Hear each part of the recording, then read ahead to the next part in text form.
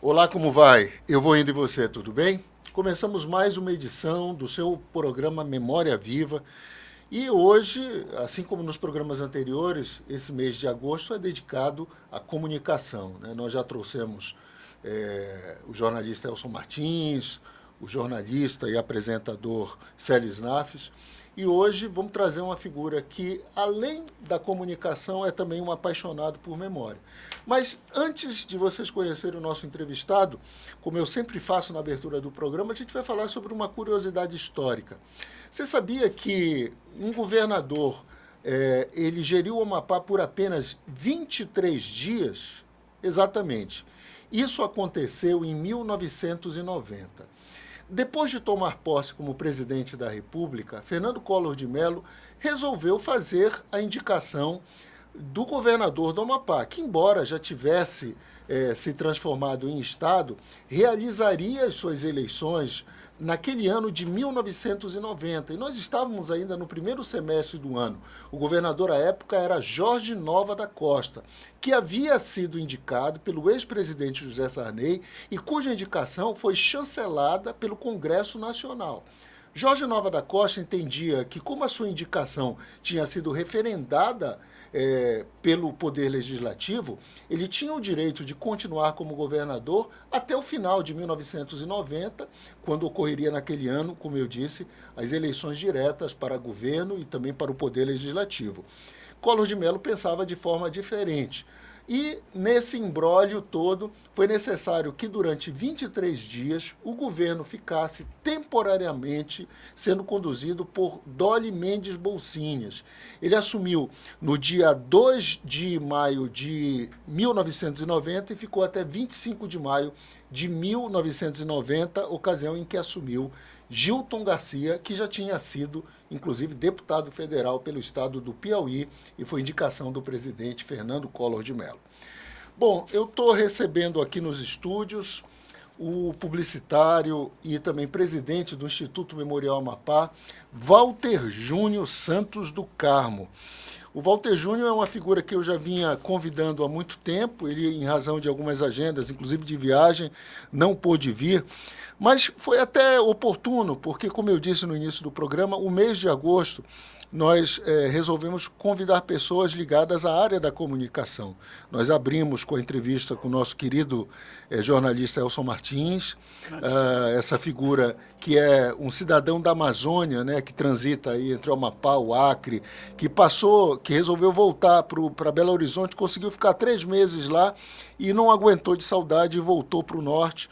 Conversamos com o jornalista Celes Nafis, que há mais de 3 décadas transita entre o jornalismo impresso, televisivo, e que hoje também trabalha com o jornalismo virtual, e aliás com muita competência, e o Walter Júnior, que, embora tenha um trabalho já reconhecido e notabilizado na área da publicidade, ele também um eficiente gestor público e tem se demonstrado um competente administrador do Instituto Memorial Amapá, tanto que está completando 10 anos à frente do Instituto, né?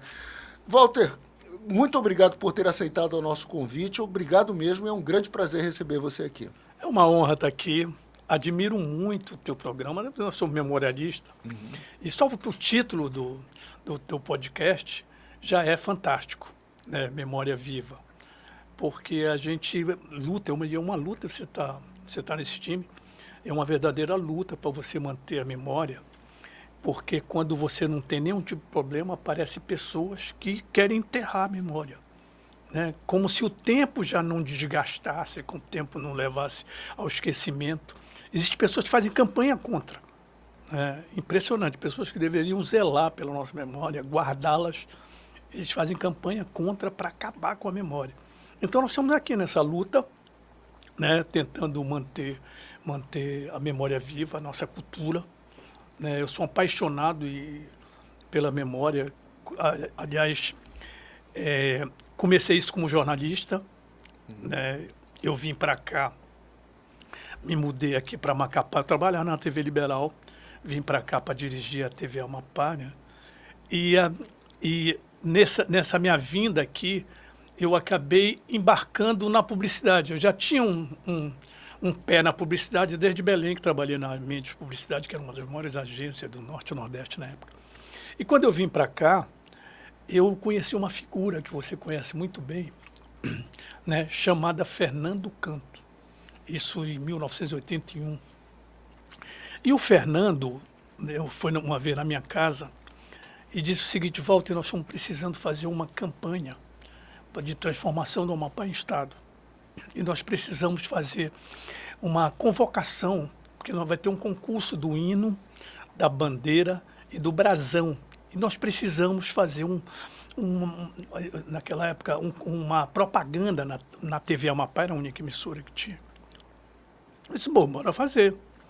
E reunimos, fizemos um filme muito bacana, gravado no Teatro da Paz, onde um garoto, né, era um foco de luz, e um garoto ia colocando as estrelas, todas as estrelas naquele foco, como se fosse aquela área da bandeira nacional, mas é só um foco de tudo escuro e aquela mãozinha colocando a estrela, né? E na hora que ele ia, o locutor narrando, entre para a história do Amapá, cria a bandeira, o brasão e o hino do futuro Estado e tal.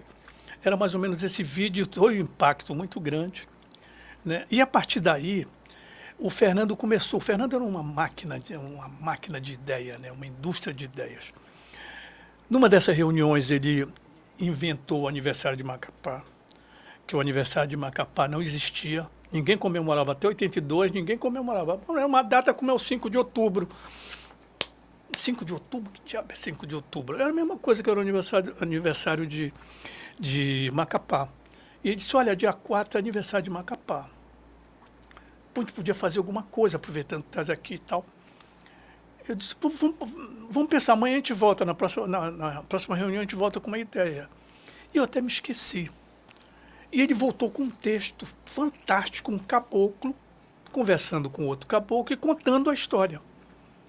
Aí, pô, peguei aquele texto, né? Tava o Chicarrito, o Paulo Oliveira, tava o que eu chamo de Ratinho, né? Tava o Antero, que era o secretário.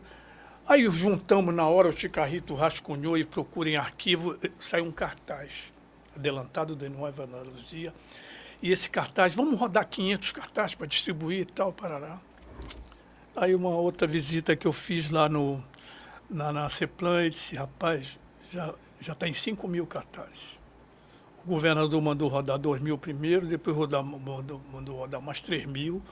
E está uma explosão esse cartaz, e realmente pegou fogo o cartaz. E no ano seguinte já saiu um folder, né? No outro ano já colocaram como feriado um dos políticos, não lembro o nome, não vou pesquisar. Quem foi, se foi deputado ou vereador, né? Que deputado não foi porque não tinha deputado estadual naquela época, acho que foi um vereador que colocou feriado. O 4 de fevereiro. O 4 de fevereiro, feriado, e começou hoje essa festa imensa, enorme, que se espalhou para todos os municípios, porque agora todos os municípios também comemoram o seu aniversário. E aí o Fernando Canto, naquela época do território, tinha um fenômeno que não acontece hoje em dia. Por exemplo, chegava em novembro, o secretário de planejamento ficava desesperado, porque se ele não gastasse aquele dinheiro do orçamento, ele era devolvido para Brasília, o recurso. E eu fui chamado na CEPLAN pelo Fernando. O Fernando disse, olha, Walter, tem uma verba aí de cultura que a gente não conseguiu gastar. E a gente vai ter que gastar, porque a gente não vai devolver esse dinheiro. Eu digo, o que a gente podia fazer? A gente podia fazer uns documentários. Alguns documentários, por exemplo, tem a Cachoeira de Santo Antônio, que eu só conheci por fotografia, que a gente pode fazer, tem a Pororoca do Rio Araguari também, que a gente ouve falar. Podia fazer um documentário. Eu disse, não, tudo bem, vamos fazer Cachoeira de Santo Antônio e Pororoca, mas vamos fazer um do Curiaú, vamos fazer um do Mar Abaixo, vamos fazer um do Julião Ramos. E a gente estava fazendo esses documentários quando surgiu um problema. E o Fernando me procurou desesperado, disse, olha, é o seguinte, tem um Amilar Brenha, está indo embora do Amapá, eu não sabia nem quem era Amilar. O Amilar estava doente, não recebeu o apoio que ele esperava, morava em Mazagão, veio de Malicuia e encontraram o Amilar já esperando um barco para ir embora para o Maranhão. Ele é da cidade de Pinheiros, né? Para o Maranhão, e o Fernandes não podemos deixar ele embora. Aí se reúne com o Amilá e conversa com ele, e vai, aciona o governo, e interna o Amilá, faz os exames de saúde. Aí, qual era o documentário? A Volta do Amilá ao Mazagão. Aí nós gravamos a volta, gravamos vários shows naquela época. O Novo Hotel promovia muito show. Aí nós fizemos o show do Amilá com café com leite lá no palco do Novo Hotel. Fizemos o Nonato Leal com ele. Juntamos muita gente e fizemos esse documentário, a volta dele para Mazagão. E ele termina o documentário dizendo o seguinte: eu vou morrer aqui em Mazagão. Quando ele morreu, fizemos um disco, o pessoal fez um disco, né, que era exatamente a trilha sonora do documentário, Mazagão no choro, lama na cara e tal. E quando ele morreu, que eu soube da notícia dele, o que é que eu fiz? Eu reciclei esse documentário. Fiz ele todo em preto e branco, né? Aí até a entrevista do Amilá, dizendo assim: eu vou morrer aqui em Mazagão, né? E a partir daí entrava um letreiro, Amilá morreu no dia tal, assim, pá. E voltava um clipe, que era Mazagão no choro, um clipe colorido, ele lá em Mazagão, tocando e tal. E esse documentário ganhou o primeiro Festicine lá de Belém. Menção honrosa ganhou. Foi muito aplaudido. Ele era emocional. Por isso que eu te digo, essa minha parceria com o Fernando Canto me fez ficar apaixonado pela preservação da memória. Depois acabamos fazendo outros documentários sobre o Amapá Amazônia Preservada. Eu soube que vocês tiveram uma participação também na promoção de um evento que hoje faz parte do nosso calendário, que é o Macapá Verão, é isso? Macapá Verão, 1982, 82, 83, né? Macapá Verão. Eu fui chamado para fazer a propaganda do Macapá Verão. E o que impactava as pessoas, porque quando eu trabalhei na Mente Publicidade, a Mente fazia muito comercial no Rio de Janeiro, né, nas produtoras do Rio, e eu acabei conhecendo duas pessoas-chave no Rio. Uma foi o Estúdio Nova Onda, né, que um dos donos do Nova Onda é o locutor do Globo. É o que diz quando você está ouvindo a Rádio Globo, leia amanhã e o Globo e dá uma manchete e tal. E ele é um dos donos, e ele me apresentou a Guta. A Guta, nessa época, era diretora de elenco da Globo. E eu fiz amizade com a Guta, e eu comecei a trazer atrizes e atores e utilizar os locutores da Globo nos comerciais aqui em Macapá, que acabou vazando para Belém, porque o pessoal de Belém disse: pô, como é que eu volto e levar para Macapá? As atrizes a gente não consegue trazer para cá. Muito simples, naquela época, as atrizes, os locutores, eles cobravam proporcionalmente à população. Então, o cachê em São Paulo era uma fortuna. Por quê? A população de São Paulo. Era o público que tu atingia. E aqui no Amapá, como a gente tinha o quê? 200, 300 mil habitantes no Amapá inteiro. E não tinha televisão no Amapá inteiro. Tinha televisão que pegava em Macapá e a fita, aí gravava em fita, e a fita ia para Laranjal de Jaria, para os outros municípios, mas a propaganda não ia junto, então não computava, era só a população de Macapá, que era 100 e poucos mil habitantes. Então o volume do cachê era muito pequeno, né? Tanto que a gente tinha que dar hospedagem, alimentação, tudo para o artista.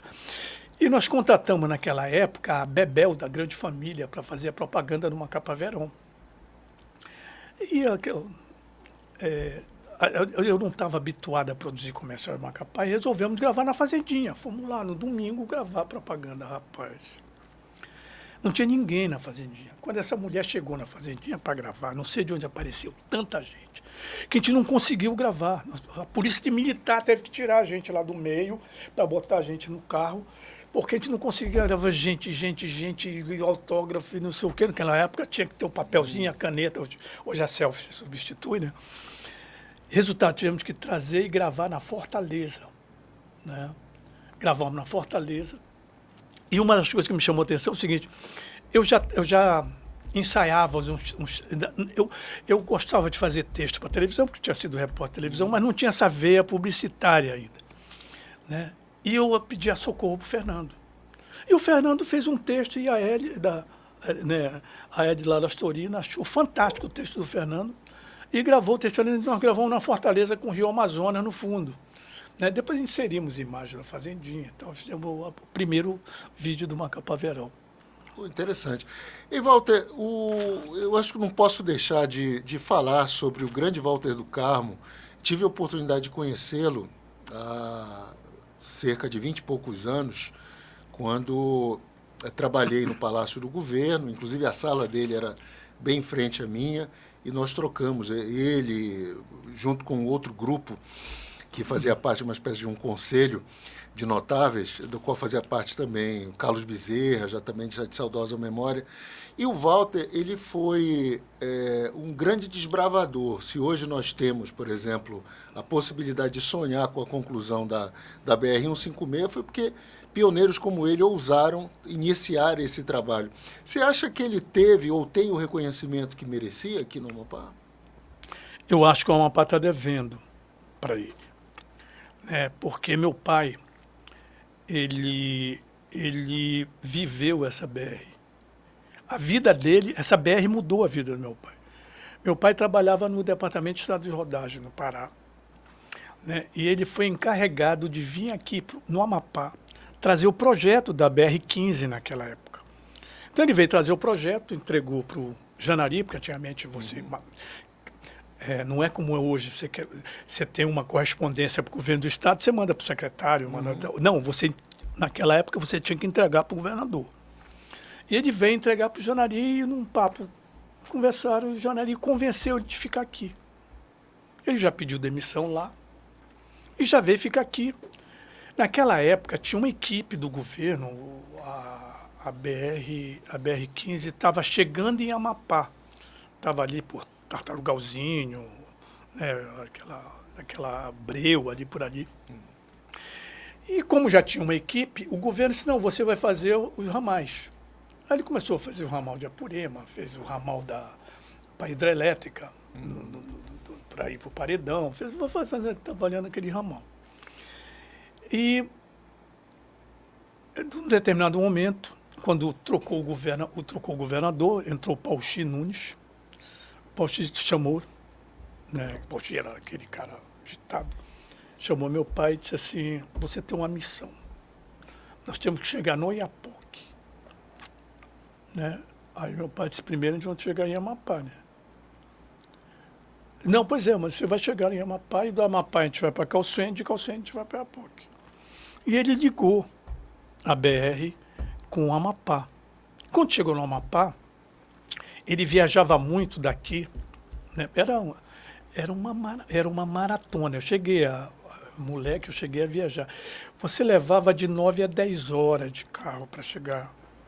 Eu me lembro que a gente saía naqueles caminhões, na carroceria, as mulheres iam na bolé, os homens na carroceria, naquele banco, cheio misturado com carga, né? Tal. Você saía daqui 4 horas da manhã e chegava 9 horas da noite, Amapá completamente marrom de poeira. Era estrada de chão. Né? Era estrada de chão. E era uma loucura. E quem é que viajava? Porque é o seguinte, o Amapá, você ia de avião para Amapá. Mas não tinha avião particular como tem hoje. O governo não tinha avião naquela época. Né? Era muito difícil você conseguir avião. Então, por exemplo, os médicos para irem a Amapá pegavam carona com o pessoal da estrada. E um dos médicos que meu pai fez amizade foi com o Alberto Lima.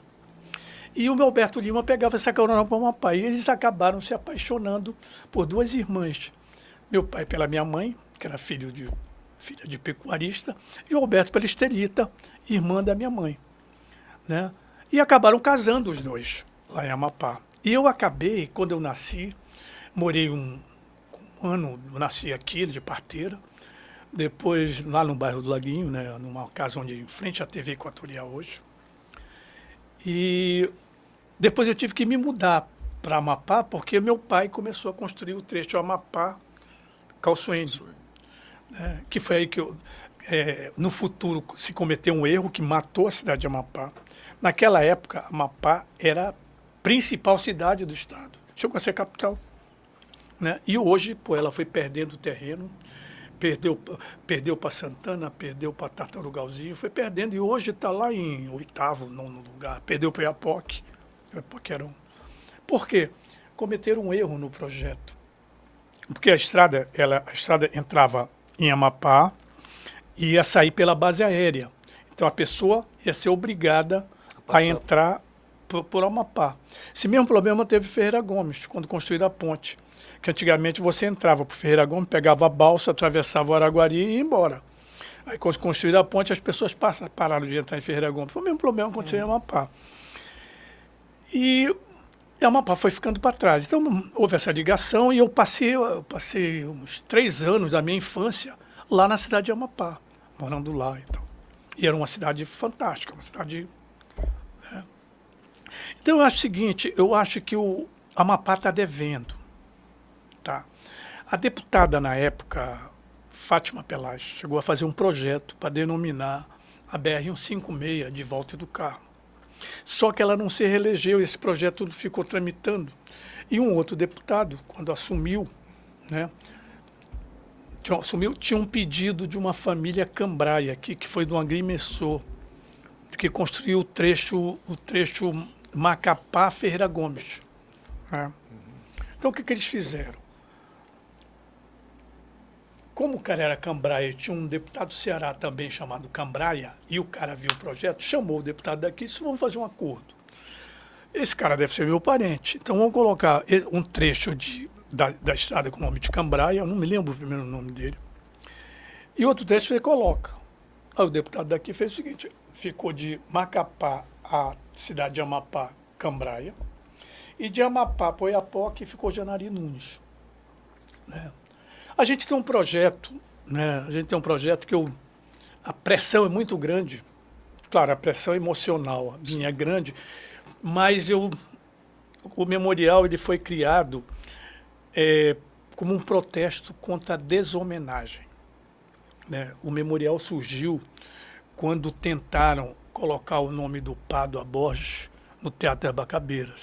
Eu acompanhei todo o problema do Teatro Bacabeiras e não foi fácil colocar esse nome Teatro Bacabeiras. Porque todo mundo tinha um nome para colocar, tinha uma personalidade que merecidamente poderiam figurar. E vale lembrar que o primeiro nome era Cine Teatro de Macapá. Cine Teatro de Macapá. Então o doutor Jorge reuniu com uma turma e foi uma discussão, não chegaram a um acordo, e a professora Zaide sugeriu o Teatro Bacabeiras. Né? Diz a lenda, eu conversei com ela muito rapidamente sobre isso. E ficou o Teatro Bacabeiras. Eles queriam colocar, era Antônio de Pádua Borges, teatro. E foi uma doidice, porque na época as reações foram super negativas. Né? Nós fizemos uma campanha, entrou gente de fora, juntou um monte de amapaense para não trocar o nome. Aí o pessoal que queria colocar o nome de Antônio de Pádua cedeu. Disse, não, vamos fazer o seguinte, Teatro de Brincadeira Antônio de Pádua. Aí nós entramos de carrão de cena, peraí. Ele vai virar um puxadinho. Nós estamos deshomenageando, porque as pessoas estão falando mal do Pádua. E eu tenho certeza que se o Pádua fosse consultado, ele não toparia essa história. Não, vamos arranjar um outro teatro. Por exemplo, tem um teatro que a prefeitura bota o nome do Pádua. É um novo teatro. Né? Mas Teatro Bacabeiras já é o nome de Teatro Bacabeiras. E acabou ficando. E nessas postagens que a gente fez no Facebook, né? Aí apareceu um comentário, vocês estão falando de Teatro Bacabeiras porque vocês não viram a Praça Zaguri, que estão chamando de Praça do Coco. Aí pronto. Aí se juntou um monte de gente de fora, o Carlos, que morava em Belém, o Gil, que morava em Belém, o Luiz Façanha, que estava em Recife, a Sara Zaguri, que estava lá no Rio de Janeiro, se juntou até a Rita, que estava no Texas, se juntou muita gente, não vamos deixar. Aí fui com o Clécio, montamos um grupo, fui com o Clécio e resolvemos. E o Clécio comprou a briga e disse, não, vamos... Eu digo, não, vamos fazer o seguinte, vamos restaurar a placa, porque não tem placa. Aí fizemos 3 placas, né? E fizemos um evento que me surpreendeu, que veio gente de tudo quanto foi lugar, vieram umas 40 pessoas de fora para esse evento. Aí fizemos um desfile da igreja com o pessoal do Mar Abaixo, fizemos um evento na Praça Zaguri enorme, né? O Capi, na época, era senador, se empolgou com a história, colocou uma emenda para restaurar a praça, para reformar a praça, né? E foi inaugurado pelo Furlan depois, a restauração da praça, mas continua um impasse. Agora, recentemente, a reinauguração da Praça Jaci Barata Jucá, que acabou gerando nas pessoas aquele sentimento. Mas vem cá, o nome dessa praça não era Zagurim, e inclusive até autoridades foram para as redes sociais e chamaram a Jaci Barata Jucá de antiga Zaguri. Você viu isso, né? Não, vi. Ela nunca foi Zaguri. Né? O que aconteceu foi o seguinte, no dia da inauguração da Praça Zaguri, foi lançado a Praça Jaci Barata Jucá, que na época não era Jaci Barata Jucá. Ela foi denominada de Euclides Figueiredo. Por quê? Tinha uma viagem do Figueiredo programada aqui para o Amapá, né? E eles resolveram batizar, homenagear o pai do presidente. Mas aquilo foi um discurso empolgado lá na hora. Não sei quem fez o discurso, Praça Euclides Figueiredo, mas nunca foi formalizado. Mas ficou, quem era autoridade, quem conhecia, sabia que aquela praça era Euclides Figueiredo. Só que o tempo passou e ninguém, só tinha uma quadra de basquete, e houve um evento lá, montaram um palco para fazer um evento do Dia das Crianças. E me chamaram para fazer a propaganda e eu não sabia o nome da praça. Para mim todo mundo falava Praça Zaguri, Praça Zaguri. Eu fiz uma propaganda chamando de Dia das Crianças, venha trazer seu filho e tal, aqui na Praça Zaguri, na cobertura que a imprensa fez aqui na Praça Zaguri, e acabou ficando Praça Zaguri, né? E na realidade a Praça Jaci Barata Jucá, que agora ninguém chama de Praça Jaci Barata Jucá, é Jaci Barata, e alguns chamam de JB. Outros de Arena, Beiradão, né? E por que Jaci Barata? Você pode ver, propaganda Jaci Barata. Um dia desse eu vi uma entrevista do secretário de Cultura, que numa entrevista de 4 minutos, falando de um evento que ia ter lá, ele falou 10 vezes o nome Jaci Barata. E o nome Barata, que é da mãe do Jaci Barata Jucá, né, é uma família do Pará. Jucá é a família daqui, desde o Coriolano Jucá, de 1800 e pouco, veio para cá. Então a família Jucá é enorme aqui, né? E eu acho um desrespeito, uma deshomenagem, né, à família Jucá, chamada de Jaci Barata. A Jaci Barata. Isso começou da seguinte maneira, tem gente que fica chateada, porque é uma polarização política muito grande, mas eu não tenho nada a ver com... Eu tenho a ver com a história, né? O que aconteceu? A Secretaria de Obras da Prefeitura errou o nome na placa de obra. Eu tenho a foto. Praça Jaci Barata. Como era uma placa de obra, ninguém sabia, ninguém conhecia Jaci Barata Jucá. A maioria das pessoas não sabe o que é, e ficou lá, Jaci Barata. Perto da inauguração, a primeira-dama foi lá gravar a propaganda da inauguração, olhou a placa, Jaci Barata. O prefeito viu a primeira-dama, o filme da primeira-dama, Jaci Barata, e acabou ficando. A imprensa pegou, o que aconteceu com a antiga Praça Zaguri, né? Acabou pegando, e hoje ninguém fala mais. Só a TV Amapá, num Bom Dia Amapá, chamou de Jaci Barata. A apresentadora chamou várias vezes Jaci Barata. E eu mandei um ofício lá para o Arilson.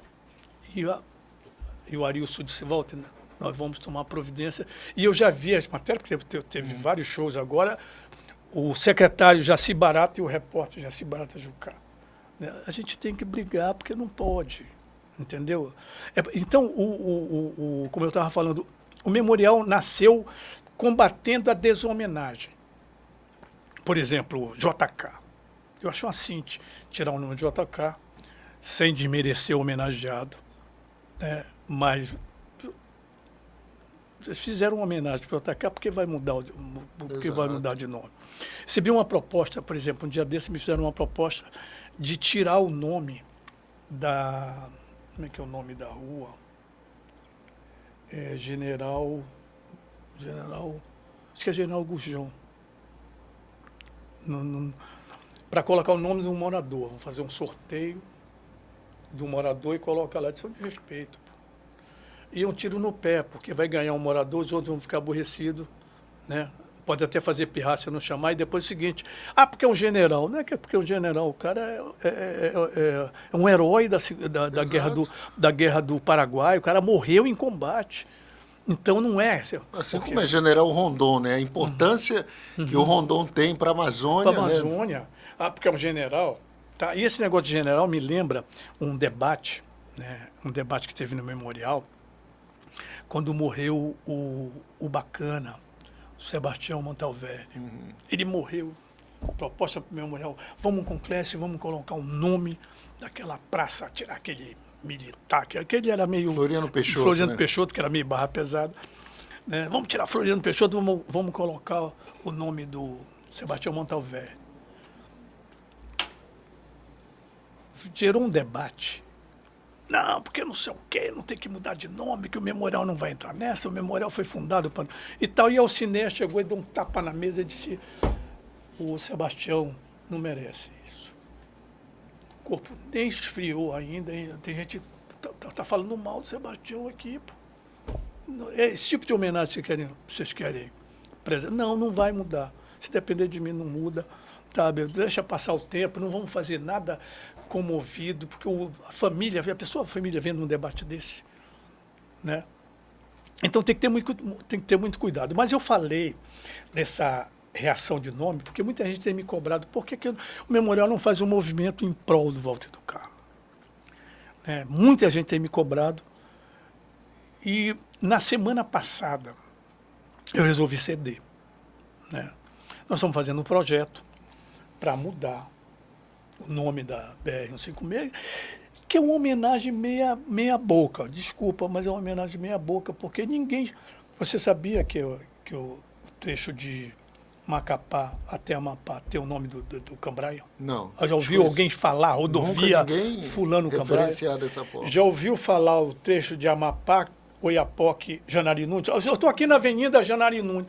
É BR-156. Entendeu? Então, uma homenagem que não pega. Por exemplo, Duca Serra pegou. JK e agora Jorge Pinto pegou. Né? Mas as BR, é complicado o cara falar. É sempre o nome. Mas atendendo a maioria, né, a gente tem uma proposta para fazer, até conversei com o Rudá sobre isso. Traz o nome do Janari para esse primeiro trecho. Por quê? Porque foi o Janari que construiu. Tá. Traz o nome do Walter do Carmo para o segundo trecho, né, porque ele concluiu esse trecho. O segundo trecho que você referencia Amapá, Oiapoque. Ok. Amapá, Oiapoque e Macapá. Amapá foi o Janari. Sim. Tá? Ou Pauxi Nunes, né? Ou Amilcar não, o pai de Euri Farias, a Mauri Farias. Mauri Farias foi um baluarte nesse primeiro trecho, entendeu? Não desmerecendo o Cambraia, mas pode fazer alguma menção, alguma homenagem. Né? Mas acho que o mais forte é o Janari. Mas o Janari tem muita homenagem, tem o Palácio Janari Nunes, não sei o quê. Mas o Janari merece. Janari é um nome ícone aqui. Tá? Então a gente resolveu. É uma dívida que o Amapá tem com o Walter do Carmo. E eu tenho uma dívida com ele. Você, na verdade, o sonho do seu pai era que você fosse engenheiro. É verdade? Eu nasci para ser engenheiro. Primeiro, Walter Júnior. Meu pai era agrimensor. Né? Então, ele fez uma construtora e eu nasci para ser engenheiro, eu era tratado como engenheiro. Uma das minhas diversões era ir nas obras. Nas obras, por exemplo, acompanhei toda a construção do Paulo Conrado, né? Que foi meu pai, que fez da Biblioteca Alcir Lacerda, também daquele fórum que fica atrás do palácio, ali do palácio. E na estrada, eu vivia nessa estrada. Eram duas pessoas que se sentiam dono da estrada. Eu, que, vivia na estrada. A gente pegava aqueles caminhões de tubo, aqueles tubos de concreto da construtora, entrava naquele tubo e ia embora até Amapá, de caminhão, nas férias. E a gente tinha essa estrada tinha dois donos. Tinha eu, que eu achava dono da estrada, e tinha o Rui Schmidt, também, que andava, que se sentia dono da estrada. Né? Então, eu nasci para ser engenheiro. Fui para o Rio para estudar engenharia. Só que eu tive um problema. Quando tinha uns 7, 8 anos, nós nos mudamos para Belém, né? Fui morar em Belém e, por um acaso, fui participar de um programa de auditório e acabei ficando no palco. Em vez de sair pela plateia, eu saí por trás. E quando eu saí pela parte de trás do Teatro da Rádio Marajoara, eu vi uns atores gravando uma novela de rádio. E achei aquilo fantástico. Era como se fosse um teatro ao vivo. O cara fazia o som do cavalo na hora, a sonoplastia. E eu vi aquilo e fiquei já impressionado com aquilo e saí. E os fundos da Rádio Marajoara dava para a TV Marajoara. Era um quarteirão inteiro, né? Era a Avenida Independência naquela época, né? Que hoje é a Magalhães Barata. E a Avenida... aquela outra, São Jerônimo, que naquela época São Jerônimo, que é o governador Zé Malcher, que era onde ficava a TV. E eu entrei na TV, estava montando um ringue, e naquela época a programação era quase toda ao vivo. Os programas vinham em filme, não existia videotape na época, vinha em filme. Chico Anísio Show, um programa, vinha em filme, né? Fora os filmes e tal. E eu entrei e eu escutei aquela risada do Pica-Pau, aí fui seguindo aquele som. Tinha uma sala onde tinha um projetor que eles estavam revisando o filme do Pica-Pau. E eu fiquei sentado ali, moleque, uns 8, 7 anos, sentado assistindo o filme. Quando apareceu um senhor com uma prancheta na mão, disse: "Você sabe ler?" Eu digo: "Sei." "Então vem aqui comigo." Estavam ensaiando uma peça de Natal e estavam precisando de um personagem da minha idade. E na hora eu tinha 3 frases para falar, eu falei as frases, gostaram, que impressionante, até faleceu há pouco tempo. Cláudio Barradas era o diretor do Alto, né? E eu acabei fazendo ao vivo. Quase que eu não for, porque quando meu pai descobriu, disse: "Não, você não vai ser ator", porque ser ator naquela época e vagabundo era mais ou menos a mesma coisa. E meu pai não queria deixar, mas ele voltou para Macapá e eu acabei indo. E depois fui convidado para fazer uma novela, papel protagonista de uma novela, né? Aqueles dramalhões de antigamente. Minha mãe tinha uma menina e meu pai não tinha como sustentar os dois e me doavam para uma caravana de cigano, né? E eu crescia e me apaixonava pela minha irmã no futuro, essas novelas assim, né? E meu personagem crescia e o galã da época, que era o Lindolfo Pastana, acabou interpretando isso.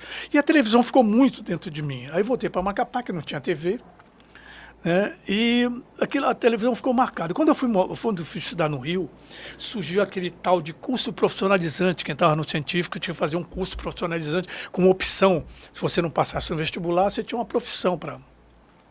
Eu podia ter escolhido alguma coisa relacionada à engenharia, né? Edificações, por exemplo. Escolhi teatro. Fui fazer teatro super escondido. Não, estou fazendo edificações. Aí fazer curso de teatro. E eu peguei, aí eu tive, a vida você tem que ter sorte.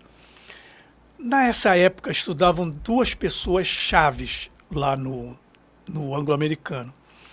Estudava a Monique Evans, né, que não era Evans, é a Monique, uma magrela de cabelo encaracolado, né, que estudava na minha turma, e estudava o Lauro Corona, né, que era entusiasmado. A Monique era mais para o lado do manequim, mas gostava da...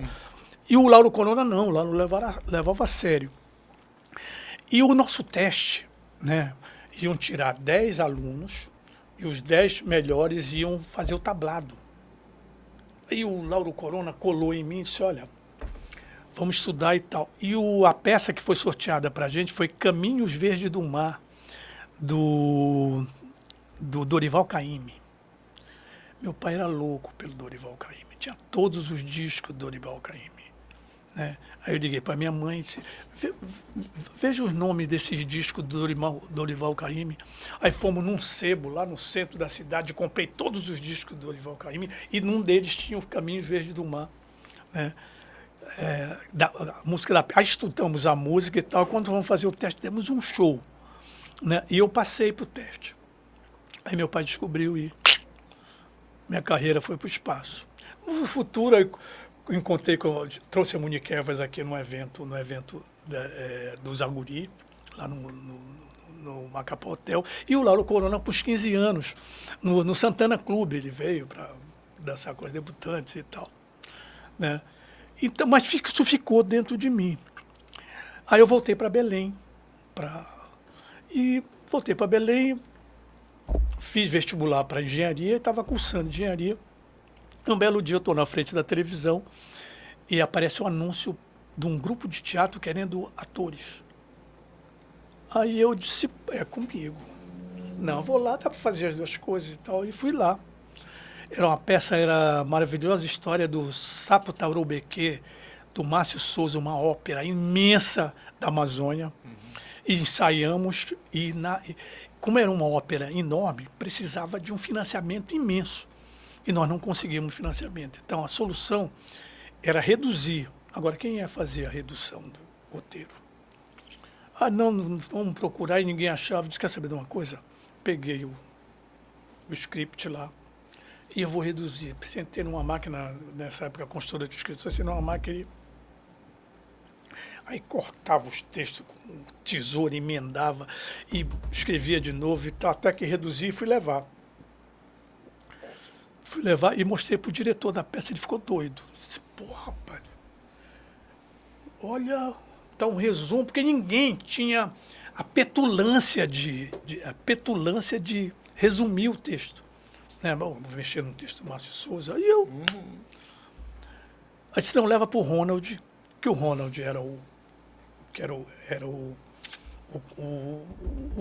assistente de direção da peça, e o Ronald era editor do Jornal Hoje, naquela época tinha um Jornal Hoje, edição local na TV Liberal.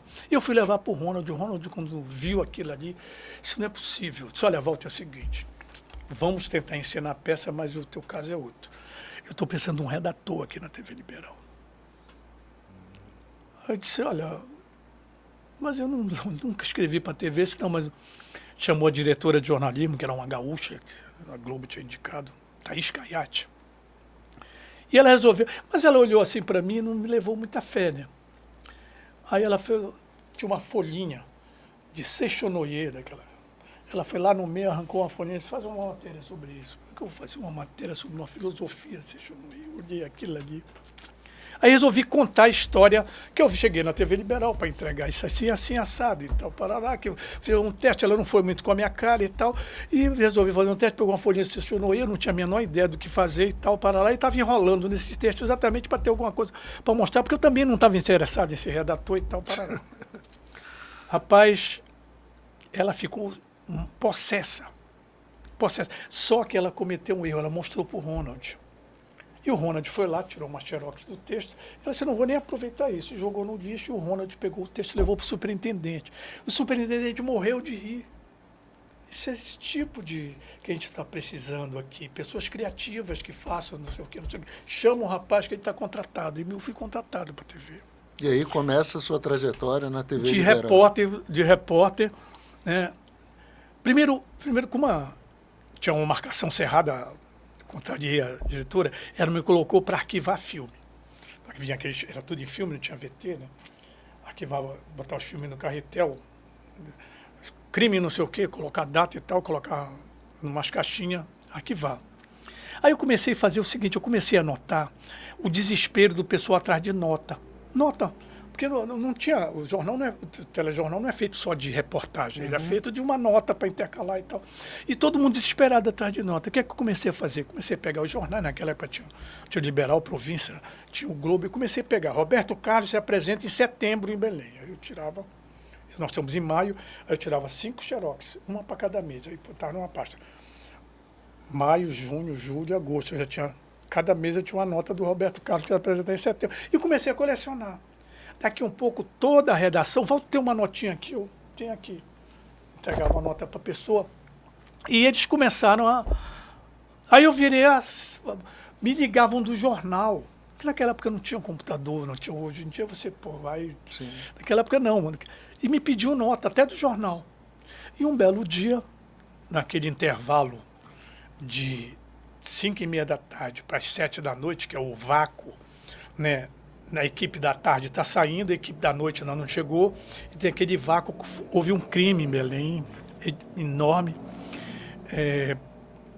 um advogado conhecido matou a esposa, que era filha, que também era advogada, que era filha do presidente do Tribunal de Contas do Pará. Então foi um crime que teve uma repercussão enorme. E o Walter é o seguinte, tu tá aí, dá uma passada lá para... não precisa lá, só filmar e tal, ver se tem alguma testemunha, só para a gente noticiar agora no jornal. Eu fui para lá, e estava filmando e tal.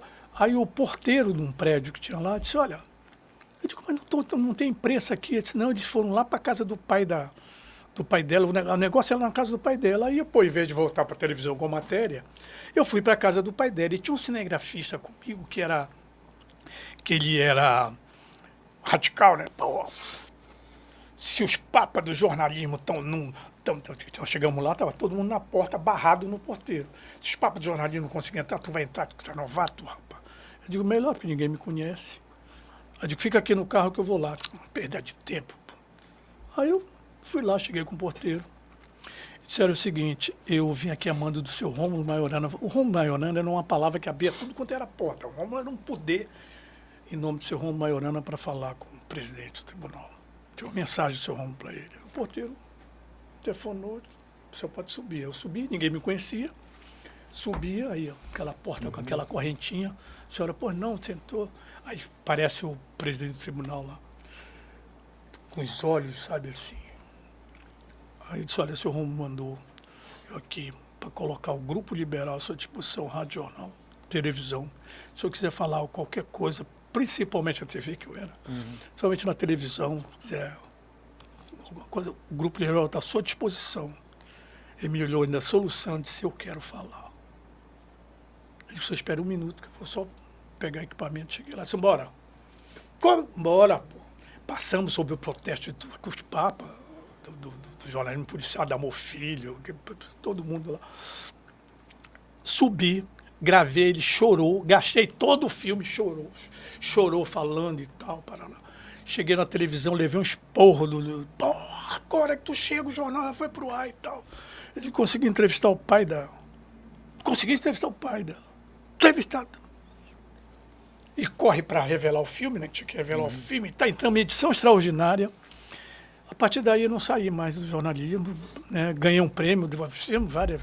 A missão agora era achar, porque naquela época, não sei se tu te lembras, teve o assassinato do Oak Street, matou a esposa, e o Globo Repórter, um jornalismo da Globo, conseguiu entrevistar ele antes da polícia.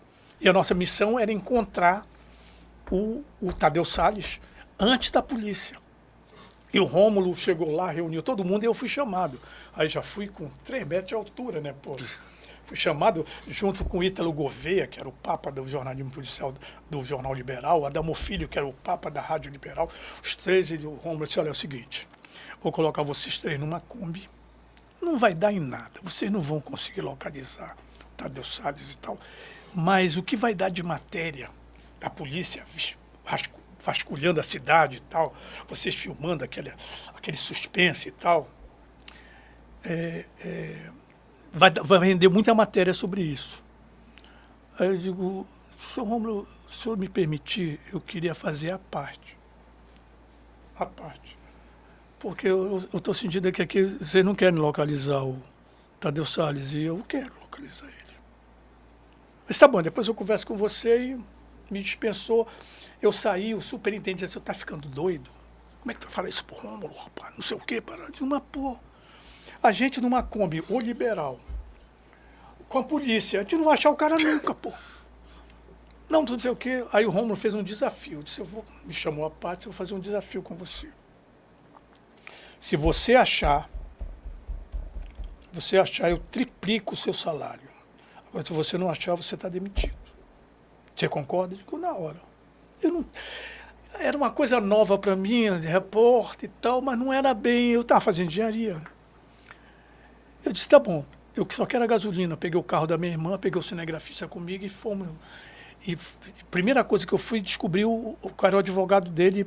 E a minha sorte, o advogado dele morava naquele Jardim Socilar, que era a Colônia Amapaense, em Belém. Todo mundo passava vestibular, tinha um apartamento ali no... Então eu tinha entrada livre, porque morava o Feu, o Sérgio Torres, morava a Alcilene Cavalcante, morava todo mundo ali. E eu vivia lá no prédio, então não tinha problema. Quando a imprensa descobriu, a imprensa foi barrada, eu entrava. Aí eu pensei, não sei o quê, porque eu já estava conhecido, né? Pensei, não sei o quê. Eu disse, não, esse rapaz mora aqui. Eu entrava. E fui lá com o advogado. Pode, me descobrir isso aqui. Eu digo, entrevistar, tá toda a imprensa batendo e tal. Ele, uma justificativa e tal. Eu disse, não sei o quê, para lá. Aí toda vez eu ia lá, eu aproveitava, ia lá e falava com ele, eu digo, estou demitido, porque eu não vou conseguir. Já tinha desistido, o cinegrafista já tinha voltado para a TV, né? E eu tinha dito, amanhã eu vou chegar lá e vou entregar o lugar e tal. 3 horas da manhã eu toco o telefone. Naquela época, tocar telefone, 3 horas da manhã, meu irmão, era um negócio de... Eu toco o telefone e tá atendo. Isso não é hora de repórter estar dormindo. Você não quer gravar a entrevista? Eu digo, o que eu quero? Então vamos fazer o seguinte, como é que a gente faz? Eu digo, vamos lá para a TV. Ele me encontra lá na TV. Eu saí desesperado de que eu vou achar um cinegrafista 4 horas da manhã. Aí cheguei lá, estava o Jonas Silva, que era o laboratorista, que também pegava na câmera.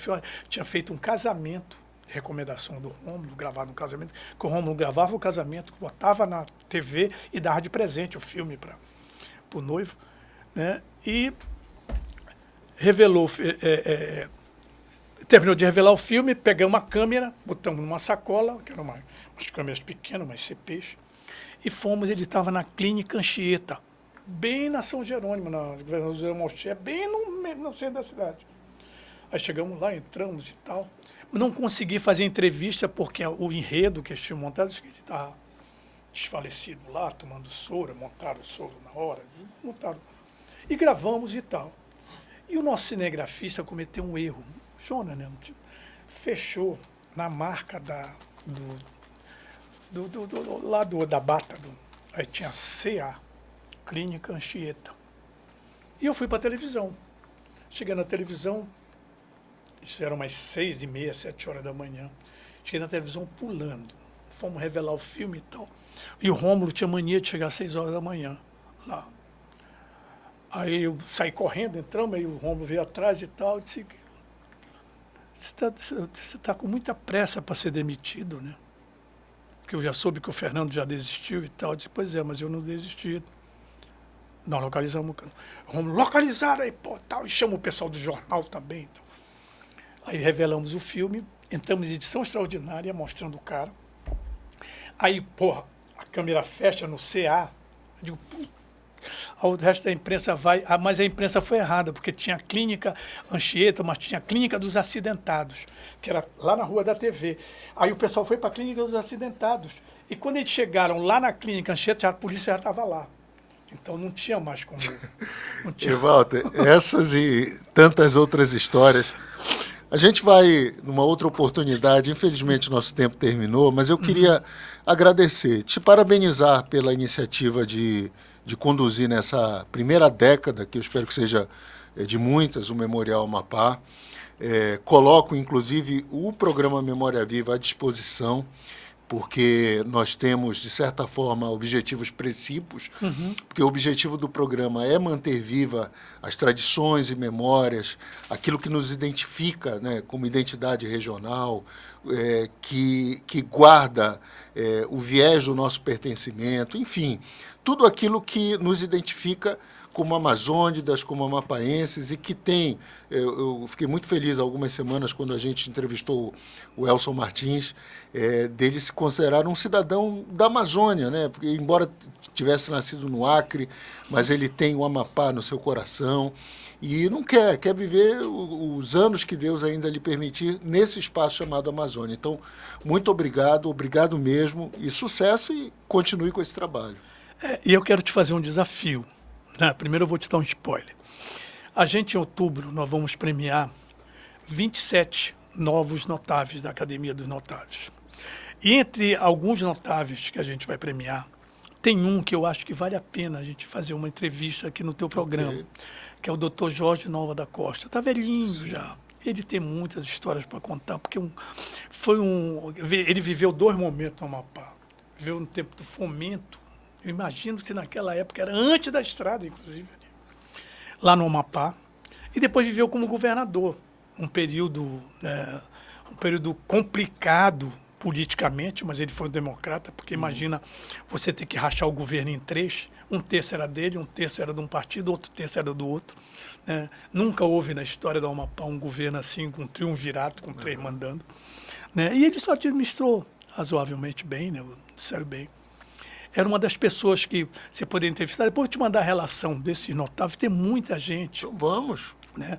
Tem muita gente. Por exemplo, a gente vai resgatar, e eu acho que também dá uma boa entrevista. Não sei se ela vai ter condições, mas uma das filhas da dona Gestrude tem. Antigamente, em Macapá, tinha aquelas torneiras públicas que o Janari fez, porque não tinha problema de abastecimento de água. Ele fez 3 ou 4 torneiras públicas. Né? E uma delas fica ali na esquina da residência, que nós vamos tentar resgatar ali. Né? E tem uma foto, né? Tem uma foto que o Janjão colocou no porta-retrato, né? Que aparece uma senhora colhendo água, e na matéria está lá uma mulher, parará, parará. E um dia desse, sem querer, nós descobrimos quem era a mulher. A mãe do Gustanga, do Agostinho Lopes, da banda do Pereira. Sim. A mãe dele que está lá colhendo água. Então eu tive uma ideia de a gente restaurar aquela mangueira, né? E fazer uma homenagem à mãe dele, e também, não pudemos homenageá-la, mas podemos homenagear, através das filhas, da dona Gestrudes, né? Que colhia água ali, porque a dona Gestrude morava numa casa em frente onde é o fórum, a OAB hoje, que era o antigo fórum, ela tinha uma casa ali. E ela ia lá colher água junto com essa senhora, que é a mãe do Agostinho. Então, podia também ser uma oportunidade de você gravar uma entrevista para contar essa história. Acho que essa história é fantástica. Sim, sim.